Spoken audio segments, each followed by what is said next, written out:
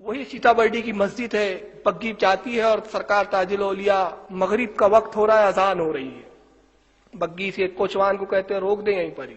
उसने रोक दिया। रोकने के बाद अच्छा एक बात और मैं अर्ज करता चलूं कि हजरत बाबा यूसुफ शाह फरमाते हैं कि कोचवान को यह हुक्म था हजरत का, घोड़े को आजाद छोड़ देता था, अपनी मर्जी से वो चलाता नहीं था घोड़े को, वो जिधर जी चाहता घोड़े उधर ही चलते रहते थे। चुनांचे वो मस्जिद के पास घोड़े आ गए, हजरत ने फरमाया इनको रोक दे। उसने रोक दिया। आप बग्गी से तशरीफ लाते हैं, अजान तो मुकम्मल हो चुकी थी, इमाम साहब मुसल्ले पे बैठे थे, बस इकामत का इंतजार हो रहा था कि इधर इकामत हो और नमाज पढ़ाई जाए। जैसे लोगों ने देखा सरकार ताजुल औलिया तशरीफ लाए हैं, सब अदब से खड़े हो गए, हाथ बांध के। खड़े होने के बाद इमाम साहब भी आगे बढ़े, दस्तबोसी की का सरकार ज़हनसीब शहंशाह विलायत शहंशाह हस्ते अकलीम हाँ तशरीफ लाया है, हुजूर आप ही नमाज पढ़ाए, हम खादिम आपकी इक्तदा में नमाज पढ़ेंगे। मुसल्ले पे खड़े कर दिया। अब हजरत नमाज पढ़ाना शुरू करते हैं। अब जब नमाज शुरू की तो बड़ी अजीब व गरीब नमाज थी। 3 रकात थी, कभी 4-4 सजदे होते हैं, कभी रुकू पे रुकू हो रहा है, दूसरी रकात में खड़े हो गए, तीसरी में भी खड़े हो गए, रकात पे रकात, सजदे पे सजदे, बस अजीब व गरीब नमाज है। कभी कितने जो जहां सजदे का जी चाहता है सजदा करते हैं, सलाम फेरते ही नहीं है।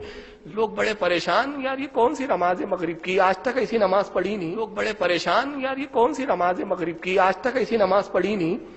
3 होती थी, ये 5-5 सजदे, 6-6 सजदे, कभी रकू पे रुकू, आयत पे आयत, सूरत पे सूरत, अजीब मामला चल रहा है।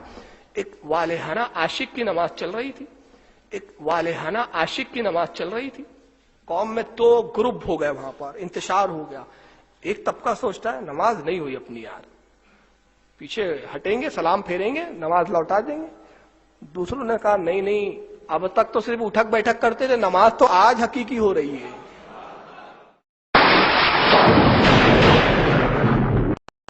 दूसरों ने कहा नहीं नहीं, अब तक तो सिर्फ उठक बैठक करते थे, नमाज तो आज हकीकी हो रही है। अब तक तो सिर्फ उठक बैठक करते थे, नमाज तो आज हकीकी हो रही है। यही नमाज की महराज है और आज की नमाज तो ऐसी कबूल है कि इसी नमाज के एवज बख्श दिए जाएंगे। दिल में अकीदत थी, नमाज लौटाने का ख्याल कतन न आया।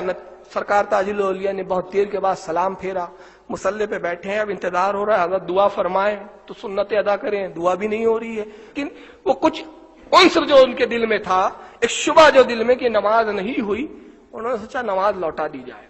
वो आए और उन्होंने नमाज लौटाना शुरू किया।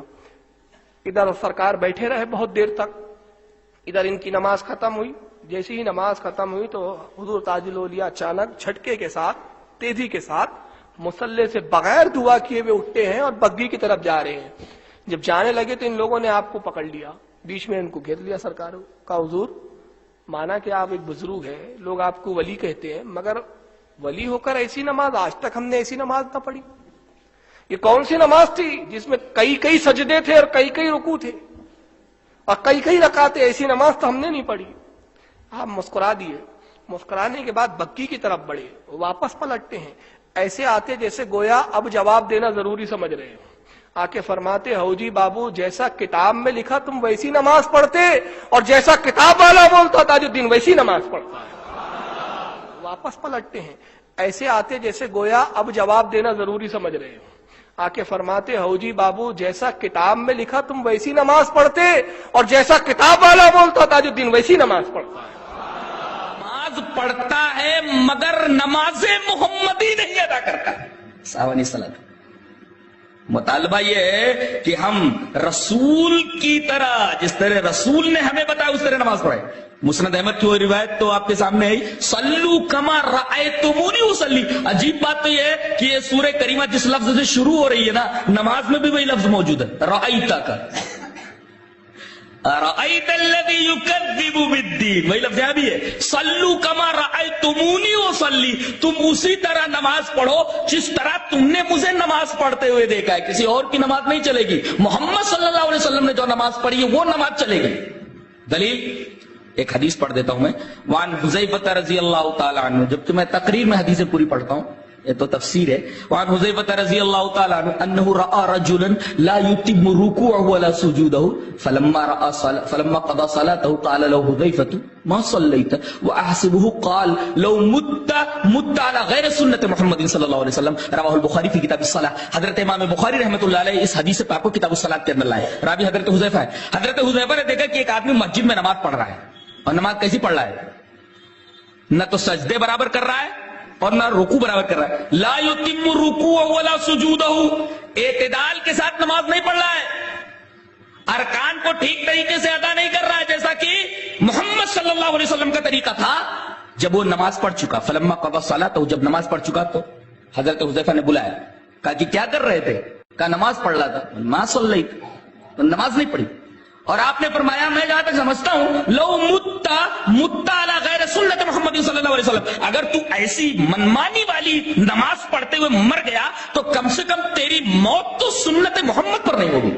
لو مت علی غیر سنت محمد صلی اللہ علیہ وسلم، کم سے کم تیری موت تو سنت محمد پر نہیں ہوگی.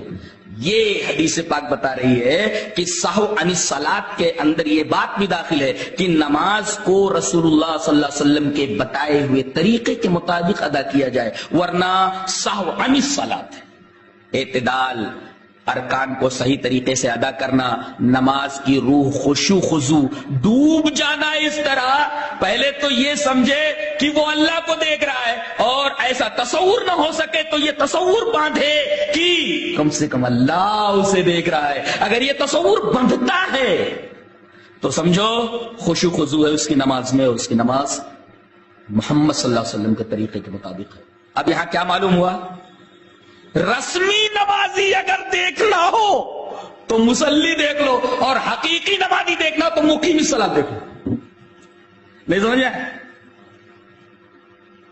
رسمی نمازی دیکھنا کیسے بھی نماز پڑھ لیتا ہے، وقت بے وقت پڑھ لیا، سنت رسول کے مطابق نہیں پڑھا، نمازی تو ہے مگر یہ حقیقی نمازی نہیں ہے، حقیقی دیندار نہیں ہے.